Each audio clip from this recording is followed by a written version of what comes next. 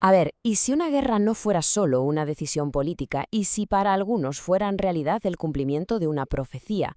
Hoy vamos a desgranar cómo una carta de dimisión, que es una auténtica bomba, podría conectar la geopolítica más actual con una visión teológica muy específica.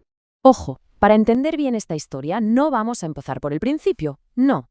Vamos a irnos directos al final, a la conclusión que lo cambia todo, una dimisión que pone en duda la verdadera razón de un conflicto bélico. Aquí está el meollo del asunto. Esta es la supuesta carta de dimisión de John Kent, que era nada menos que el director del Centro Nacional de Contraterrorismo. Y sus palabras son, bueno, demoledoras. Habla de no poder en conciencia apoyar una guerra que, según él, se inició por la presión de Israel, y además afirmando que Irán no representaba ninguna amenaza inminente, casi nada.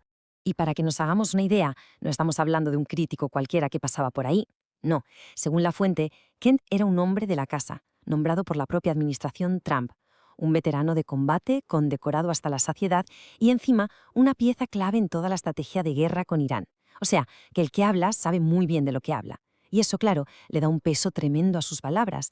Esta carta, por supuesto, no aparece de la nada, aterriza justo en medio de una narrativa oficial sobre la guerra que, como bien señala la fuente, ha estado plagada de giros de guión y mensajes que se contradecían unos con otros.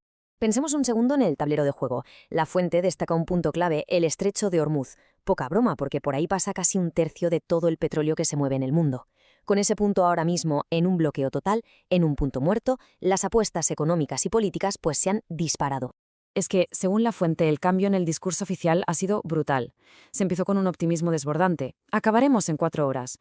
Luego la cosa se largó. Bueno, quizá tardemos 4 semanas. Después saltaron las alarmas. Nos estamos quedando sin municiones. Y se acabó con una súplica. Por favor, envíen sus barcos para ayudarnos. El cambio es espectacular. Esta contradicción llegó a ser flagrante.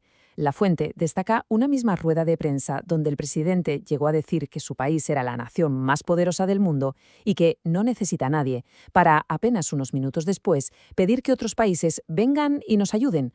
Dos mensajes opuestos en la misma comparecencia.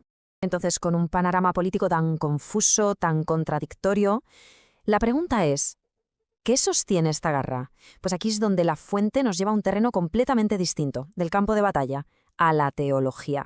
Y nos presenta un concepto clave para entenderlo todo, el refanismo. Rensianismo. ¿Y eso qué es? Bueno, pues según la fuente es una corriente específica del sionismo cristiano. Dicho de forma más sencilla, es la creencia de que los eventos que vemos hoy en Oriente Medio, sobre todo los que tienen que ver con Israel, no son simple geopolítica, sino el cumplimiento directo y literal de antiguas profecías de la Biblia. Las ideas clave de este pensamiento, según la fuente, son bastante claras. Primero, el Estado moderno de Israel es, para ellos, una profecía ya cumplida. Segundo, Estados Unidos tiene una especie de mandato divino para proteger a Israel.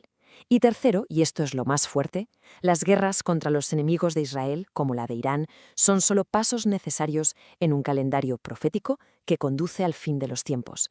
Y aquí es donde todo encaja. El argumento central de la fuente es que el presunto engaño político de la guerra y la teología del renfanismo no son dos historias separadas, para nada. Son la misma historia, contada desde dos ángulos.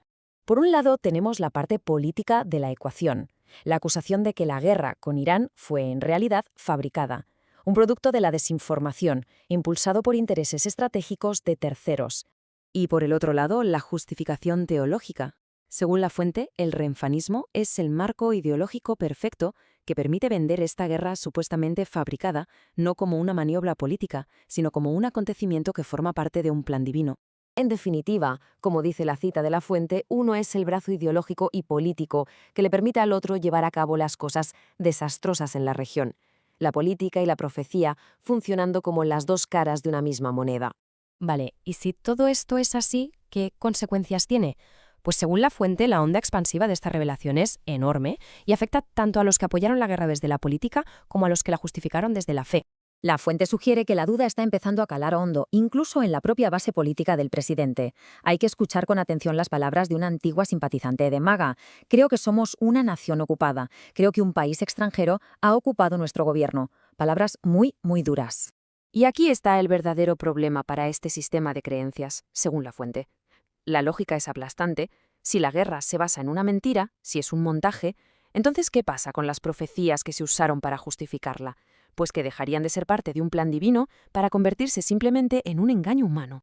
Todo esto nos deja con una pregunta final bastante inquietante.